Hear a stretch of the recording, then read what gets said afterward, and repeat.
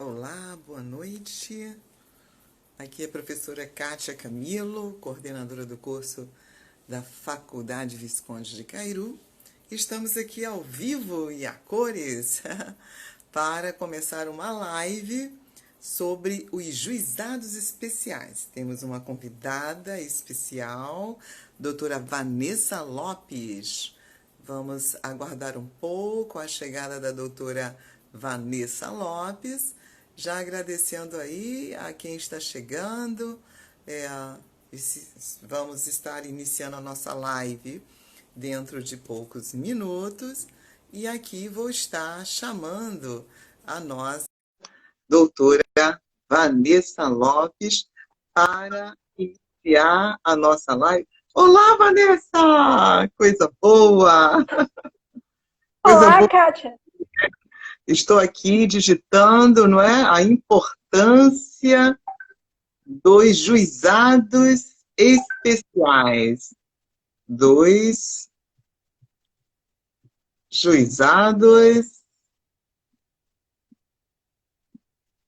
especiais, que é o nosso tema, especiais. Publicar.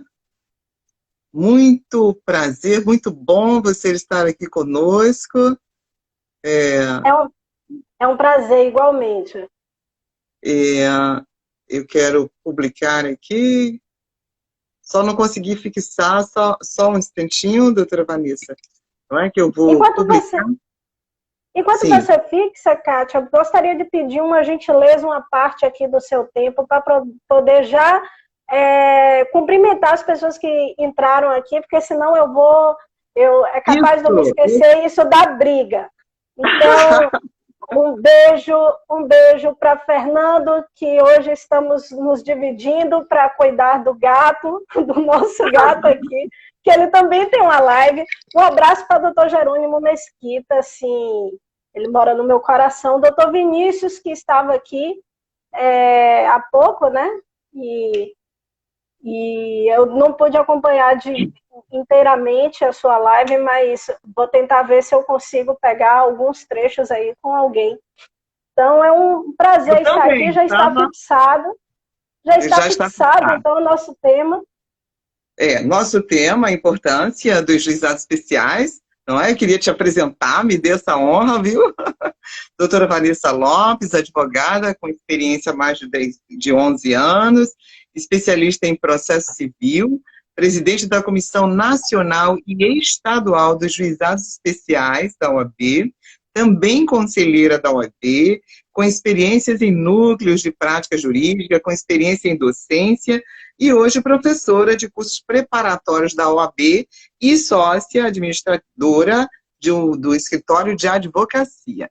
Queria dizer a você que é uma alegria muito grande recebê-la em nome da Cairu, né, a Faculdade Visconde de Cairu. Nós estamos com curso de Direito, nós temos lá já 2 anos, é um curso jovem, mas é um curso muito promissor, né, com um projeto pedagógico muito bom, muito atualizado, e nós estamos como coordenadora desse curso, né, meu nome é Kátia Camilo, coordenadora do curso de Direito da Faculdade Visconde de Cairu. Então, doutora, é uma honra recebê-la com um tema tão interessante, objeto de estudo na instituição, no curso de Direito, e também para o público em geral, não é? Nós temos hoje em dia uma população enorme que busca os juizados de pequenas causas, juizados especiais, e contamos aí com a sua palestra para estar nos falando e discorrendo sobre este assunto. Com a palavra, porque o nosso tempo é curto, no instantinho essa hora passa e temos muita coisa boa para conversar. Bem, muito obrigada aí pela apresentação.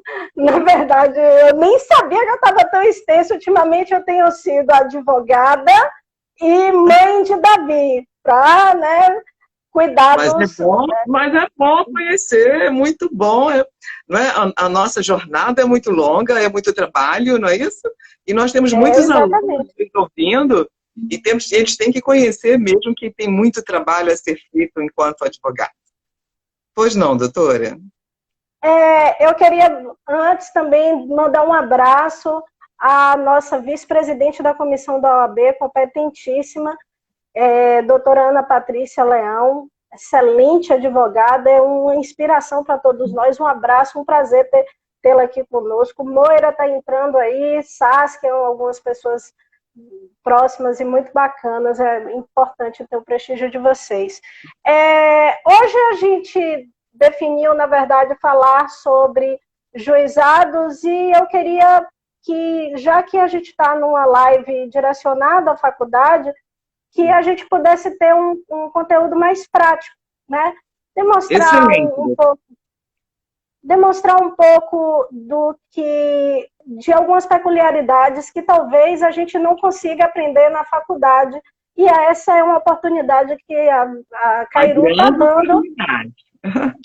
Uma grande para os seus alunos, né, para poder adquirir conhecimento, o que é muito importante. Eu acho que, principalmente considerando esse momento de pandemia e que a gente precisa, né, implementar novos mecanismos, é bom que as universidades estejam, né, se aprimorando nesse sentido, e esse é um mecanismo muito interessante. Então, estamos aqui mais para falar um pouquinho sobre algumas peculiaridades do juizado, o papel do conciliador, juiz leigo, o que é que eles deveriam fazer, qual é a influência do FONAGE, enfim, e qual é a nova tendência do juizado, né? Um abraço, Edson.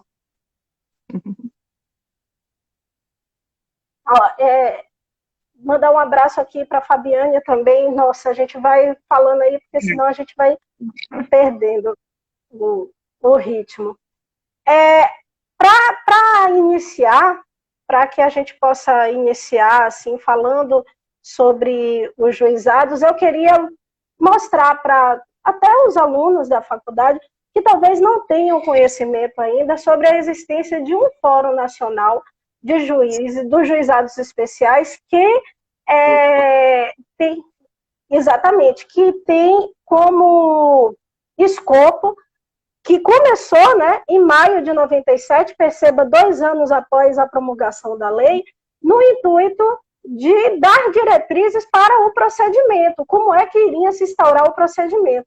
Hoje, sem dúvidas, o FONAGE é o grande alicerce jurisprudencial dos juizados, e as pessoas que estão entrando agora, ou que já transitam pela advocacia no juizado, precisam entender a sua relevância para que possa trabalhar com ela a nosso favor, né? Que ultimamente o que nós temos percebido é que os enunciados que são editados no FONAGE têm ganhado uma grande proporção de, não mais somente de orientação aos magistrados para julgamento, mas de vinculação de entendimento. Então, é preciso que aqueles que estão chegando agora tenham conhecimento da sua natureza para que não possa cair nessa armadilha. Compreendo. Mas tem uma importância, não é? Para os nossos alunos, é muito interessante uma pergunta. É possível se especializar em juizados especiais? O que a senhora acha? Para o advogado formado, ou construir uma carreira nesta área? Bem, isso é uma pergunta interessante, porque você não vê na vida acadêmica uma matéria específica direcionada para os juizados. Ou ela está na grade extracurricular, que algumas universidades e faculdades têm inserido, ou então ela está dentro do próprio, da própria carga horária, do próprio plano de ensino do processo civil. Da grade curricular. Isso, na verdade, decorre até de uma natureza um tanto quanto subsidiária, né, da legislação. Só que ela vem ganhando cada vez mais espaço, o procedimento do juizado vem ganhando espaço, e é importante que as pessoas que estão chegando agora tenham essa visão. Então, por mais que não tenha um curso direcionado, por exemplo, uma pós-graduação de juizados, você pode, sim, como advogado, se especializar única e exclusivamente para essas demandas. Muito bom, muito bom. A doutora Vanessa, você é especialista na área de juizados, correto? Digamos, considerando que são 11 anos aí labutando apenas nisso, eu posso dizer que a gente tem uma certa experiência, sim. Mas você também é professora de processo civil, então você conhece bastante toda a tramitação, né? Desde juizado, como também na justiça comum e nas demais. Na verdade, os cursos que eu tenho ministrado ultimamente é direcionado única e exclusivamente para procedimentos de juizado. E é até uma forma de fomentar, né, essa valorização. Né? E focar nessa área do direito. Muito bom. Então, doutora, como é que esse sistema se divide, não é, dos juizados especiais? Para os alunos que estão chegando agora, aqui na Bahia, eu vou ser um pouco mais específica, o juizado tem algumas vertentes. Nós temos o juizado especial civil estadual e o juizado especial federal, tá? Temos também os juizados criminais e os juizados de fazenda pública. Os juizados de fazenda pública são direcionados apenas àquelas demandas oriundas do Estado e município, tá? Concisamente falando, de forma um pouco mais concisa. Isso, somente exatamente. Ao passo que o juizado federal se tem a legitimidade às ações direcionadas aos órgãos públicos federais e todas os seus setores, autarquias federais, né? Todos os setores do direito administrativo relacionados à União. Já o juizado especial civil estadual e tanto o juizado criminal está direcionado ao particular também. E aqui a gente tem uma peculiaridade. Nós temos os juizados especiais de defesa do consumidor, que são direcionados às ações de defesa do consumidor. É o mais conhecido, né, doutora? Juizados exatamente. Do consumidor. Pois esse é o nosso grande conhecido, né? O nosso popstar. Temos a estrela. A estrela. Temos também os juizados de causas comuns, que não são aquelas relativas à defesa do consumidor, mas abrange todos aqueles requisitos, né, de valores abaixo de 40 salários mínimos e as peculiaridades de legitimidade. E temos também os juizados de causas relacionadas ao trânsito, que são os processos que esse juizado foi criado única e exclusivamente com o intuito de resolver aqueles conflitos de trânsito que a gente bem conhece, né, no dia a dia. Então, nossa setoriação está focada nessa grade. Dividiu muito bem, doutora. E na sua opinião, os processos que são levados aos juizados, eles correm realmente com mais agilidade? São mais rápidos? Qual a sua opinião, a sua experiência nesse caminho aí, né, na advocacia, nos juizados?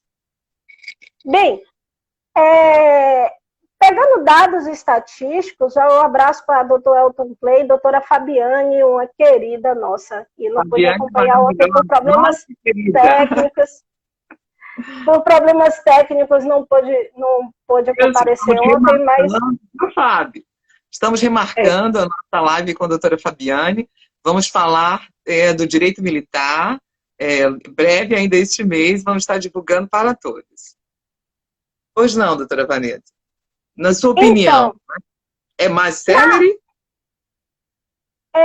Na minha opinião, inclusive, praticamente falando, na prática, empiricamente, o juizado, sem sombra de dúvida, é mais célere do que a justiça comum. Sem sombra de dúvida.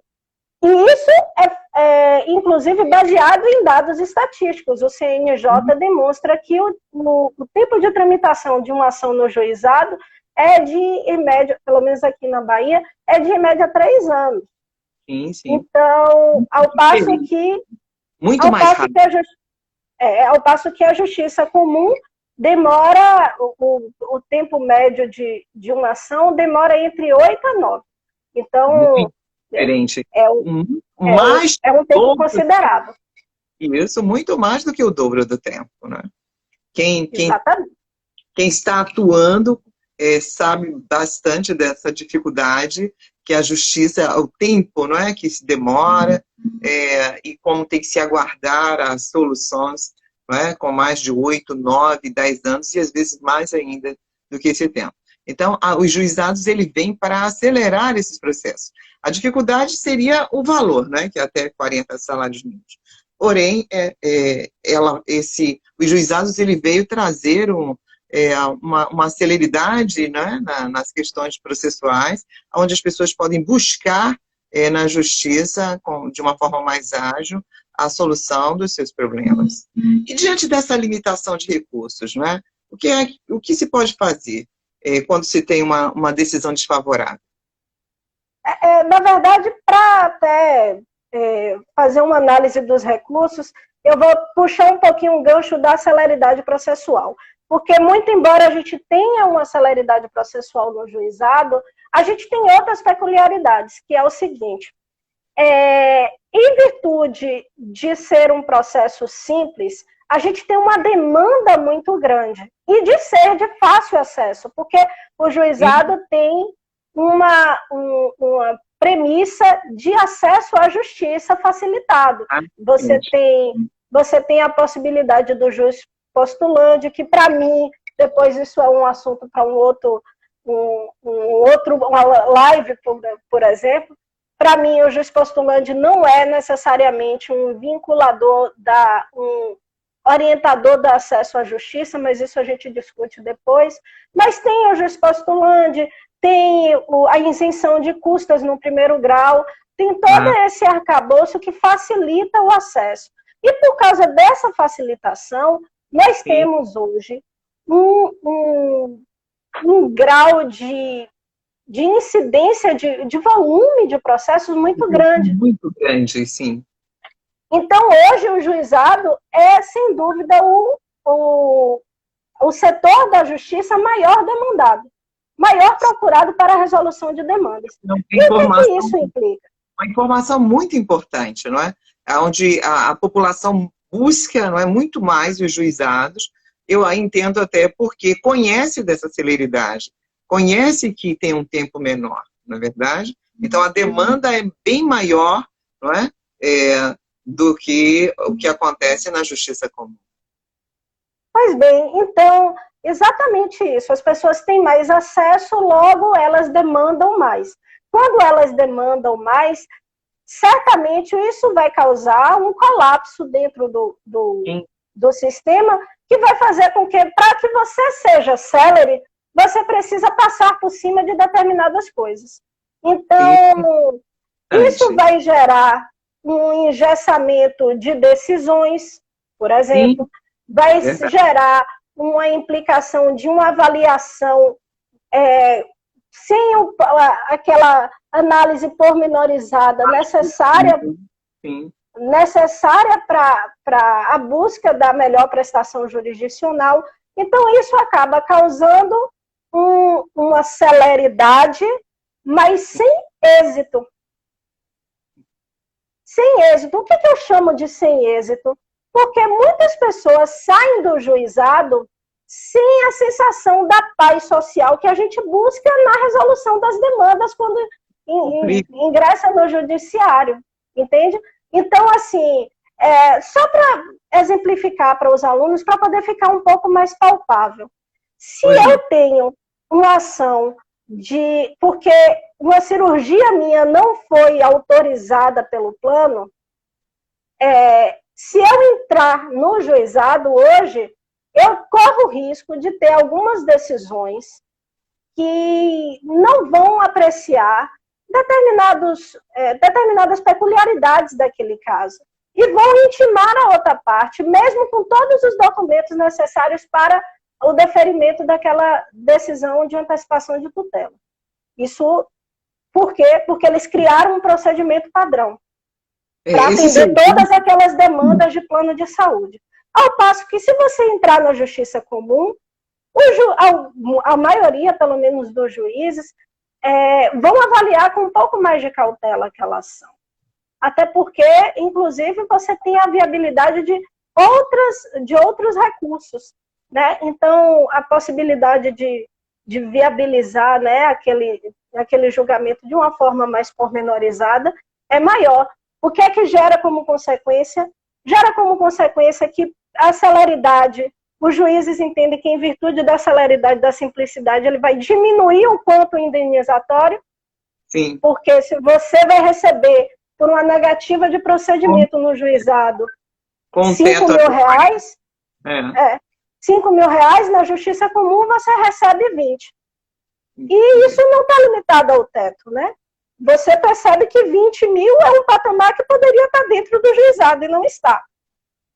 Então, é toda uma análise axiológica necessária para que a gente possa entender que a celeridade é importante, mas talvez não seja o objetivo do processo. E, sem dúvida nenhuma, a diminuição na verdade, a redução de recursos que possibilitem, né, essas alterações necessárias dificulta um pouco que a gente chegue no êxito da ação, né? Exato. Existe um movimento, né, de uniformização das decisões. E como isso se aplica no juizado, esse movimento dessa uniformização? Bem, na verdade, a gente tem um movimento a gente tem uma onda de tentativa de uniformizar decisões, já não é de agora, né? Inclusive, já está previamente previsto lá no CPC diversas formas, mecanismos de tentar dar segurança jurídica aos jurisdicionados para que eles possam adquirir a credibilidade necessária que o judiciário precisa. Mandar um abraço aqui para o meu colega que é o dono do perfil Juizados Especiais, um grande divulgador dessa pauta importante. Um abração, muito obrigado aí pela presença. Eu também queria aproveitar o nosso intervalo também para agradecer a presença de vários alunos, professores da faculdade, coordenadores aqui presentes assistindo essa live, com esse tema tão interessante da importância dos juizados. Não é? Nós divulgamos bastante dentro da instituição e eu agradeço muito aí, né, essa participação efetiva, não é? Eu agradeço a todos. Não dá para dizer todos os nomes aqui, que esse negócio está correndo aqui na minha frente. Doutora Vanessa. Precisa ter leitura dinâmica, né? Mas, enfim, todo esse movimento de uniformização repercutiu, obviamente, no juizado e encaixou como um casal perfeito, aproveitando a deixa que amanhã é dia dos namorados e eu estou, né, cantando aqui um presente para amanhã.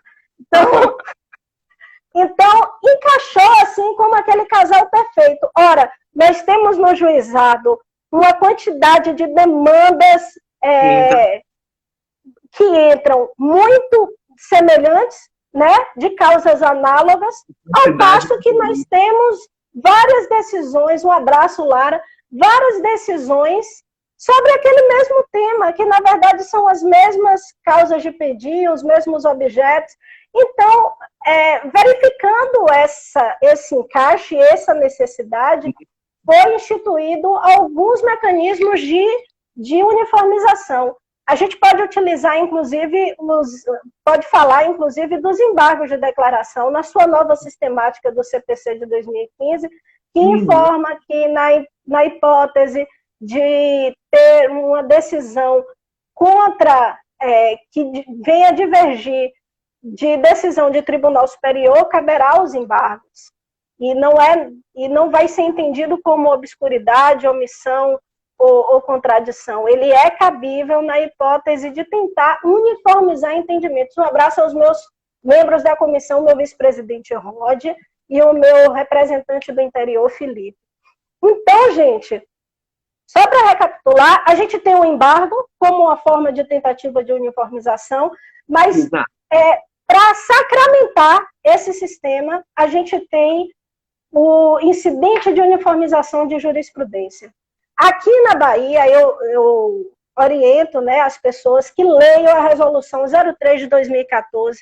Inclusive, isso é uma dica que normalmente eu dou. Aqueles que já estão, não é, pretendendo atuar nesta área, é importante receber essas dicas e ficar atento. Eu faço muito isso em sala de aula, sempre aponto, não é? Embora a minha disciplina é um tanto diferente, né, dentro da Constituição, Direito Constitucional, mas dou muitas dicas para aqueles que querem estar estudando as leis esparsas, né? É muito importante isso, doutora. Pois é, eu dou como dica, inclusive, para a nossa vida como advogado, que coloque um post-it lá na sua parede, no seu muralzinho, e leia os regimentos internos e resoluções do tribunal. Elas podem ajudar e muito a nossa atividade. Então, a resolução 03 de 2014, ela instituiu, regulamentou o procedimento de incidente de uniformização de jurisprudência na Bahia. E o que é isso? O que é o incidente de uniformização? O incidente é, na verdade, um abraço, Adriana, Comissão de Direito Militar, beijos. O incidente, na verdade, é um mecanismo que não é um recurso, tá? Não é um recurso.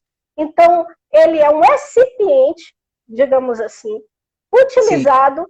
no intuito de manter a segurança jurídica e a credibilidade das decisões, manter uniforme aquelas decisões quando se verifica que há divergência entre os julgados para aquela mesma matéria.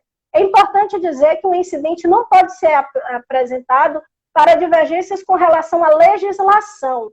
Ele se trata de um incidente para sanar interpretações diversas sobre lei federal, ou seja, matéria de direito material. Desculpe a tautologia.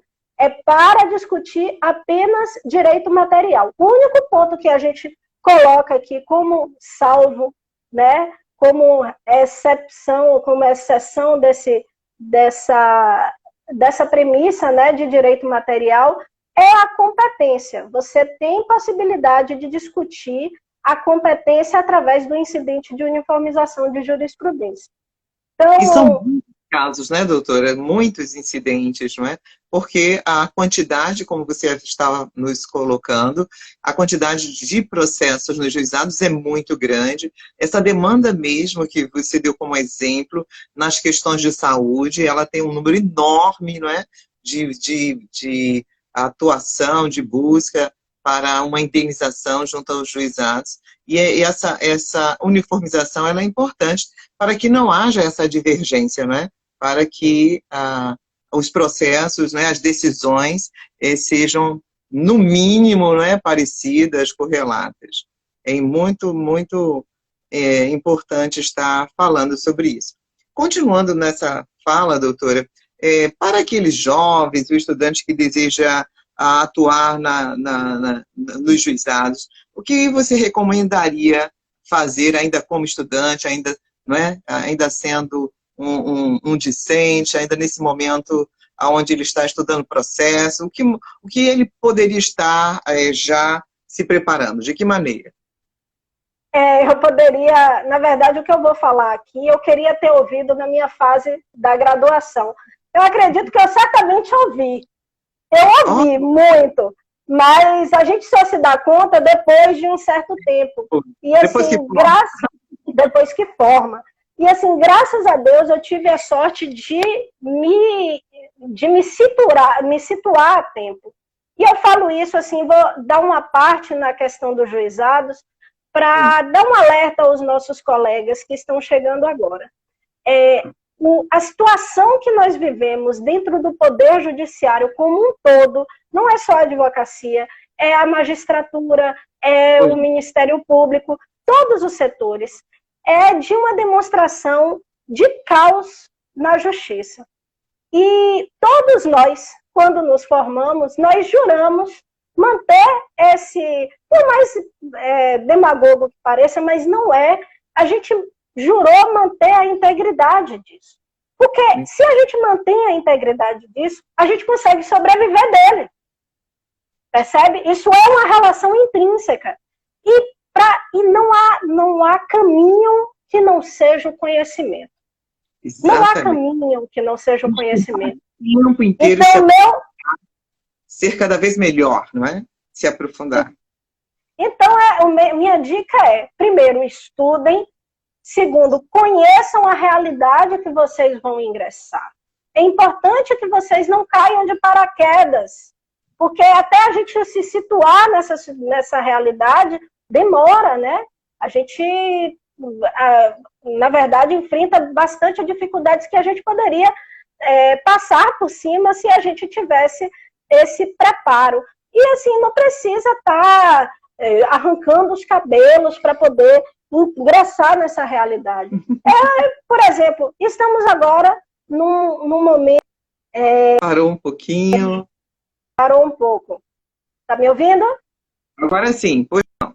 Teve só uma pequena interrupção. Pois não, doutora. Pode continuar. Estamos agora vivendo um momento não presenciais, que são atos eletrônicos, né? Que são atos virtuais. Então, os nossos colegas que estão aqui, que serão meus futuros colegas de profissão, certamente. Futuros advogados. Exatamente, eu espero. Então, fala de Adriana, doutora, falando isso mesmo, importante. Inclusive, estamos defendendo direitos e vidas. Sem estudo, podemos prejudicar as pessoas, não é? Quem estamos patrocinando. Muito boa a fala de Adriana Arena. Adriana Arena. Adriana Arena, Não é isso? Então, é importante porque estamos defendendo direitos das pessoas. Se não estiver preparado, aquele que não está preparado, com certeza vai trazer um prejuízo para aquela pessoa, não é isso que você está falando, esse preparo antecipado, não é? Ainda quanto estudante, não é isso? A gente se aprofundando cada vez mais, né? Seja de forma virtual, seja com todos os nossos doutrinadores, que existe uma vasta bibliografia, não é? Que nos orienta em cada uma dessas situações de estudo. Então, é ótimo que esses estudantes já tenham essa visão. Como você falou, quando era estudante, você ouviu isso, não é? E nós hoje, enquanto professoras, nós falamos muito isso em sala de aula, eu repito muito isso, e com certeza você também. Pois é, então, é isso, eu dou como dica, por exemplo, vocês têm a oportunidade agora de assistir a sessões de julgamento. É um grande aprendizado assistir sessões de julgamento. Então, assistam as sessões, está passando no YouTube, às vezes vocês vão ter aquela crise existencial, meu Deus, aquilo que ele falou não foi nada do que eu aprendi em sala de aula. Como é que pode? É por isso que você está estudando. É para mudar essa realidade. E a gente conta que não é só comigo, não. Os meus professores aguardavam de mim uma posição de mudança de paradigmas. Porque era uma juventude que chegava para tentar isso. Eu estou tentando fazer a minha parte. E eu acho que cada um tem esse grau de responsabilidade. É importante que cada um se sinta parte desse todo para que a gente possa mudar essa realidade. Muito, muito fantástico. Então, você já respondeu a pergunta que eu ia lhe fazer, né? O que estudar, não é? Nessa questão de se preparar, de ser um profissional preparado para a atuação jurídica junto aos juizados. Nós temos, é claro, o nosso Código de Processo Civil. E o que mais você estaria apontando para esse estudante se aprofundar agora? Eu diria que a gente precisa estudar a Constitucional. Isso, muito obrigada! Eu diria que a gente, mais do que nunca, todos eles, ó, se eu soubesse, eu já sabia, mas eu não não vislumbrava a importância do direito constitucional na nossa vida e a gente precisa colocar ele como nosso livro de cabeceira. E além... Essas palavras, vou te chamar de Kátia agora. Pois é muito importante. Se sinta, na verdade, lisonjeada por poder passar esse conhecimento. Direito constitucional é a base de tudo. A gente precisa se aprimorar cada vez mais. E eu ouso dizer que no juizado, talvez muito mais importante na atualidade do que estudar processo civil, é a gente estudar aspectos sociológicos. Olha, por que isso? Porque a gente precisa estudar sociologia, a gente precisa entender o contexto que nós estamos inseridos. Vivenciamos cada vez mais um engessamento, um mecanismo que acaba desumanizando o processo. O processo viram folhas de papel em que cada situação deve ser aplicada àquela circunstância. Cada situação X vai se aplicar Y. Mas, às vezes, X não é X. É X mais 1, é X mais 10, é X elevado, é o log de 2. Entende? Então, assim, a gente precisa entender que, por mais que estejamos diante de demandas parecidas, ali por trás daquela demanda tem vida. Em pessoas. Tem uma vida angustiada, tem um direito lesado, e que a gente precisa ter um olhar diferenciado, por mais que o volume seja grande. E aqui, o que a gente atribui a esse volume grande de demandas, né? O que a gente atribui as demandas... Isso. Está acontecendo alguma coisa para ter esse volume de demandas, não é verdade? Não é? Exatamente. Que insatisfação é essa da sociedade por estar buscando tanto, não é, a judicialização de tudo que está em sua volta, né? Na área da saúde, na área de educação, em todas as áreas nós podemos estar aqui levantando todo tipo de processo e todo tipo de busca de ajuda. O que está acontecendo socialmente? Isso é bem interessante de ser discutido em sala de aula, aqui neste momento, né? E o aluno está com os olhos abertos, o profissional de forma geral, né? Todos os advogados estão com os olhos bem abertos. É muito interessante isso que você falou, doutora Vanessa, a questão de humanização, não é? Não olhar aquele processo como uma página, não olhar somente aquilo como folhas, mas você ter um sentimento, não é? Eu queria falar assim, saber ouvir as partes, né? Saber entender aquilo que eles estão colocando como demanda, como problema, e para que possa chegar a uma solução e que eles fiquem satisfeitos, né? Porque nem todos os processos, né? Nem todas as lides, as pessoas saem satisfeitas, né? Porque cada um tem a sua visão, né? Mas aqui, quando se leva à justiça, nós temos que aplicar aquilo que está na lei, mas às vezes as pessoas saem satisfeitas mesmo assim, não é? Porque não concorda com aquilo que foi colocado, foi decidido. Mas mesmo assim, não é? Perdendo ou ganhando, tem que haver esse olhar humano, não é? Com essas partes envolvidas. Muito interessante essa sua fala. E é importante que a gente reverbere isso para aqueles que estão chegando, porque não serão apenas advogados, serão servidores, serão magistrados, e quanto mais a gente mecaniza, a gente cria automações substituindo as pessoas, a gente dessensibiliza aquela demanda. É por isso que as pessoas falam tanto de mediação, tanto de conciliação, tanto de meios alternativos de resolução de conflitos. Por quê? Porque hoje... A justiça restaurativa é uma delas, não é? Exatamente. Para trazer essa discussão, não é? Onde podemos resolver, antes mesmo de judicializar, né? Já trazer aquilo de uma forma resolvida entre as partes, discutida, pensada, não é? E entre eles mesmos decidir qual seria o melhor caminho. Eu sou apaixonada pela justiça restaurativa. Acho que é um bom caminho de resolução de conflitos. E isso é uma demanda que depende da gente adquirir a cultura. Sim. Estamos quase acabando o nosso tempo, doutora Vanessa. Estamos quase acabando o nosso tempo. Eu queria mais uma vez agradecer a todos que estão participando, não é?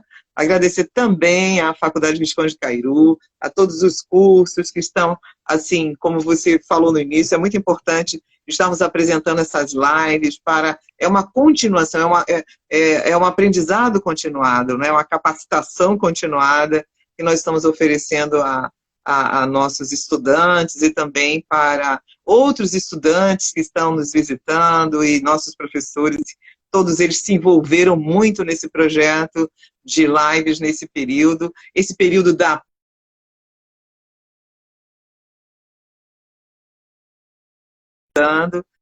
que pode ficar Cairu, nós estamos tendo aulas remotas e os alunos estão progredindo bastante, estudando material, e todos nós estamos nesse mecanismo, né, de estudar à distância. Tem sido bem interessante esse movimento interno das faculdades, em especial na Cairu.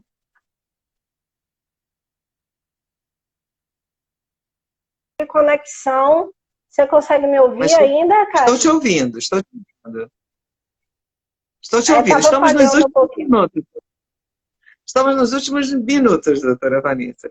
Queria que você já pudesse, então, aí finalizando a sua fala, nós temos aí mais uns 5 minutinhos.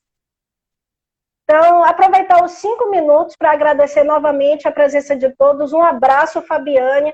Fabiane, assim, é uma mulher que, para mim, nesse ano será uma revelação da advocacia. Então, é uma mulher de um destaque excepcional, de uma forma muito serena de resolução de conflitos, num mundo eminentemente masculino e que é pouco explorado. Fabiane, você, para mim, é uma grande revelação. Eu aposto muito em você, olha a responsabilidade. Um abraço ao nosso presidente. Doutora Vanessa, eu endosso as suas palavras. Um abraço ao nosso presidente. Ela é, sem dúvida, excepcional. Um abraço ao nosso novo presidente da subseção de Vitória da Conquista. Uma grande conquista a essa cidade, termos esse nosso presidente de seção.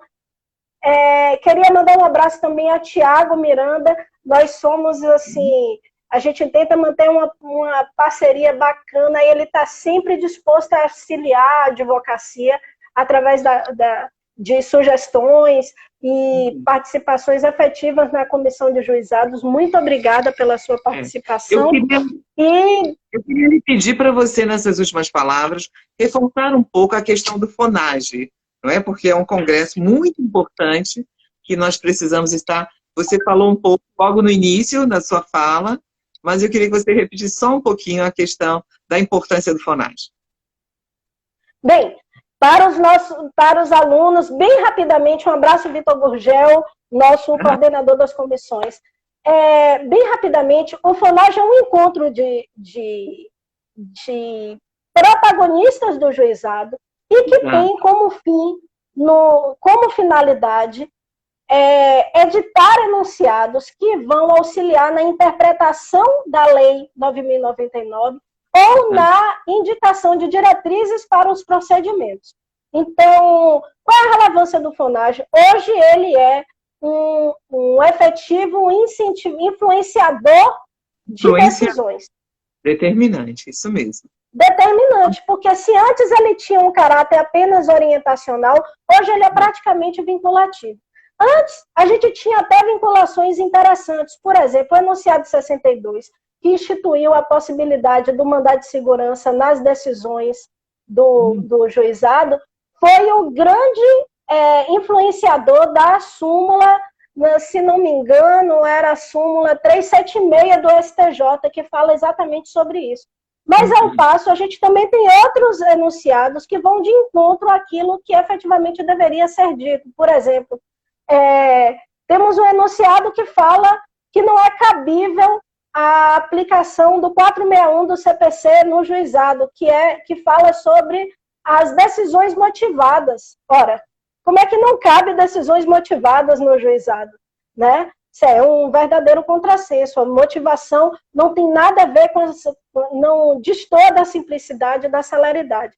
Então, é importante a gente ter a noção do papel do FONAGE, é importante saber... Um abraço, Wendel. É importante saber que o FONAGE é um mecanismo que a gente tem para fomentar as decisões mais justas, digamos assim, né? Hermeneuticamente falando, mas principalmente a gente precisa entender que a gente também tem um papel influenciador disso. Muito embora a gente não tenha um voto ainda na edição dos enunciados, a gente tem participação, colaboração nisso. Então, aos novos colegas, se atentem às novas marcações do FONAGE para vocês poderem participar dessas discussões, é importante. É isso mesmo. Doutora Vanessa, eu queria lhe agradecer, viu? A sua excelente palestra, uma advogada jovem, brilhante, inspiradora, muito bonita, não é? Sua explicação muito clara, muito obrigada pela sua fala, por essa explicação do que é o juizado, como se divide, a importância, o que é importante estudar, se preparar, não é? Isso foi muito enriquecedor, com certeza. Queria já deixar aqui um convite para que possa nos visitar pessoalmente, assim que acabar essa pandemia, não é? Podemos fazer aí uma outra palestra, nós temos um excelente auditório lá na faculdade, e fazemos vários congressos de direito, não é? Para dinamizar bastante o nosso curso. Né? Inês Garrido, obrigada. Eu também estou igual a você. Oi, Inês, obrigada pela sua participação. Inês Garrido faz parte da nossa coordenação pedagógica, junto com a professora Gidélia, e eles nos apoiam muito em todas essas ações acadêmicas. E agradecer imensamente, tá certo? Dizer a você que foi um prazer enorme estar aqui com você. Agradecer a todos os participantes, alunos, professores, coordenadores, não é? Todo esse pessoal, esses amigos da UAB que estão aí presentes, não é? A professora Gidélia entrando agora também, né? Nos dando parabéns, professora. Parabéns a você por essa palestra linda. Tá certo? Muito obrigada. E lhe devolvo a palavra também, para então a gente encerrar. Eu gostaria de já agradecer a todos, muito obrigada, Saskia, obrigada àqueles que eu não conheço, mas que estão aqui participando, mas queria ratificar aqui o prazer de lhe conhecer, assim, sempre muito simpática, assim, desde o primeiro momento. Eu tenho uma questão de energia muito grande, assim, eu levo muito em conta a energia, né? E aí, quando você falou a primeira vez, pelo áudio, a gente já, né, consegue captar a energia da pessoa. Eu disse, olha, tá aí, vou fazer essa live. Porque positiva, né? É energia positiva, energia de a gente querer fazer o bem, não é? Da educação, de estar envolvido, né? Eu acho que todo professor, como eu, como você, nós somos apaixonados pela educação, não é? Nós nos envolvemos, não é? De todo o coração para estar ajudando os nossos alunos, trabalhando, né? Eu falo muito, né, dentro do direito constitucional da questão dos princípios, né? Não só ensinando a letra, né, aquilo que está nos nossos códigos, mas ensinando principalmente os princípios, preparando esses jovens advogados. Assim como você. Muito obrigada, doutora Vanessa, viu? Um abraço, até mais. Estou à disposição. Tá certo, estamos enterrando. Obrigada a todos. Uma boa noite a todos. Adriano! Beijo, Adriano! Obrigada. Obrigada, querida.